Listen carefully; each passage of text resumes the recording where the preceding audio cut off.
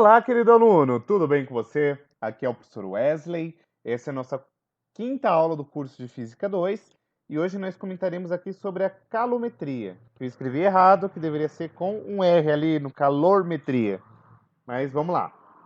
A calometria, essencialmente, é uma área dentro da física que ela visa fazer o quê? Estudar a questão do calor. Então, basicamente, dentro da termologia, que isto é, a área que estuda a temperatura, a calometria, ela essencialmente estuda o calor e as suas medidas. E aí, como a gente está estudando uma entidade física, ela precisa ser mensurada a partir de alguma unidade de medida. A mais usual que a gente usa corriqueiramente é a caloria, tá? No entanto, oficialmente mesmo, o correto seria usar Joule, tá? E aí você vai falar, pô, Pro, mas geralmente eu vejo aí nos rótulos de comida em caloria e etc. Como que a gente pode fazer essa conversão de caloria para Joule? Simples assim, meu amor. Uma caloria equivale a 4,18 joules. Então vamos supor, se você tem 20 calorias, basta você pegar essas 20 calorias e multiplicar por 4,18, que vai te dar o valor em joules. Beleza? E dentro desse estudo do calor, a gente precisa se ater com dois processos importantes. A gente tem o calor latente e o calor sensível.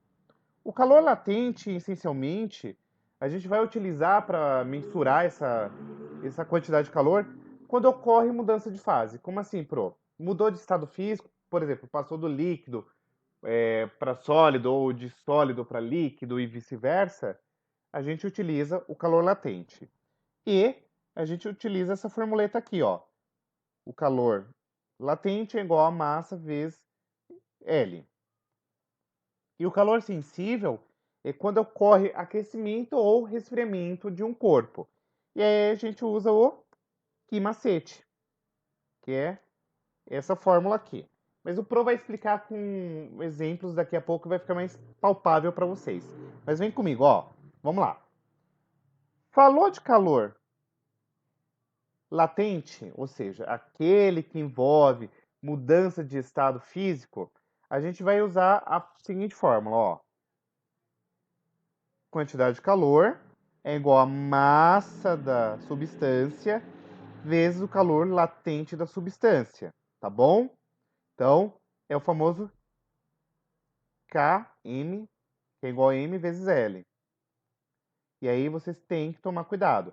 Eu só vou usar essa fórmula se eu perceber que está havendo mudança de estado físico. Caso contrário, não preciso, tá bom?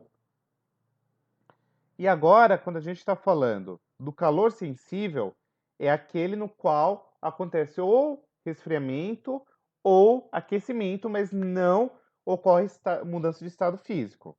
E aí a gente usa o Q-macete, que é o calor, a massa da substância vezes o calor específico da substância vezes a variação de temperatura, tá bom? Então vamos pegar um exemplo para a gente entender, ó. Se liga. Calcule a quantidade de calor necessário para transformar 100 gramas de gelo a menos 10 graus centígrados em água a 20 graus centígrados. E aí ele te apresentou alguns dados, ó. Calor específico do gelo, calor latente de fusão, calor específico da água. E aí você deve estar se falando, tá, Pro, mas como que a gente vai calcular esse rolê? Então vamos por parte, ó. Primeiro, a primeira parte é a gente pegar o seguinte: o gelo ele se encontra numa temperatura abaixo do ponto de fusão, certo? Então, ó, ele está abaixo desse valor aqui. E ele foi aquecido de menos 10 graus ao seu ponto de fusão, que é 0 graus. Então, o que a gente vai fazer? Usar o Q-macete. Então, a gente vai lá, ó. Q-macete é o quê? Tá vendo esse valorzinho aqui, ΔT? É a variação de temperatura. Então, é a temperatura final, que no caso é zero, certo? Porque a gente está aquecendo a 0 graus, menos a temperatura inicial, que é menos 10. Então, você vai lá. Qual que é a quantidade que você tem? 100 gramas de gelo, vezes o calor específico do gelo, que é meio caloria, vezes essa variação de temperatura. Então, você fazendo a continha aqui, você tem a primeira situação aqui, que você tem 500 calorias. Beleza? Beleza. Agora, a gente vai para a segunda etapa do exercício. Quando o gelo chega a 0 graus, o gelo agora ele vai se encontrar no seu ponto de fusão. Então, tá tendo aí mudança de fase, certo? Tá saindo do estado sólido, indo para o estado líquido. Então, a gente usa a fórmula aqui do calor latente. Então, vamos lá. Pega os valores, 100 gramas vezes 80, que é o valor aqui latente específico, que vai dar o quê? 800 calorias. Beleza? Beleza. Terceira parte. O gelo agora ele já se transformou em água e esta água foi aquecida de 0 graus até 20 graus. Então, se foi aquecida, a gente está tendo o quê? Calor sensível. Muito bem. E aí, você usa o que macete. E aí, fazendo novamente toda aquela manipulação, a gente chega aqui em 2.000 calorias. E aí vem a pergunta: quantas calorias esse processo como um todo gerou? Para isso, a gente vai ter que fazer um cálculo final, que é justamente o quê? Uma somatória da primeira, da segunda e da terceira situação. E aí, quando você calcula tudo isso, tu chega num valor total de 10.500 calorias.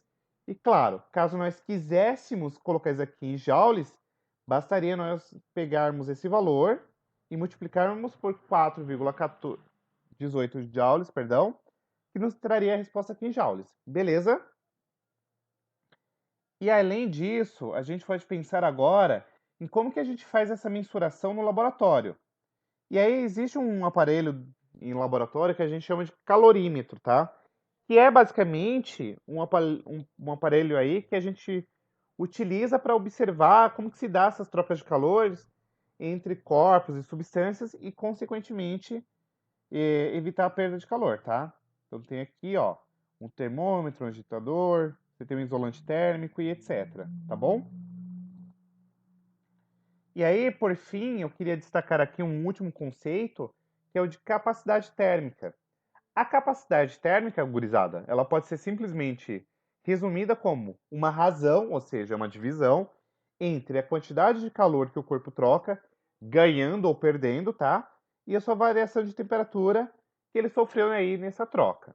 Então, a capacidade térmica ela pode ser definida como esse calor aí, ganho ou perdido, dividido pela variação de temperatura.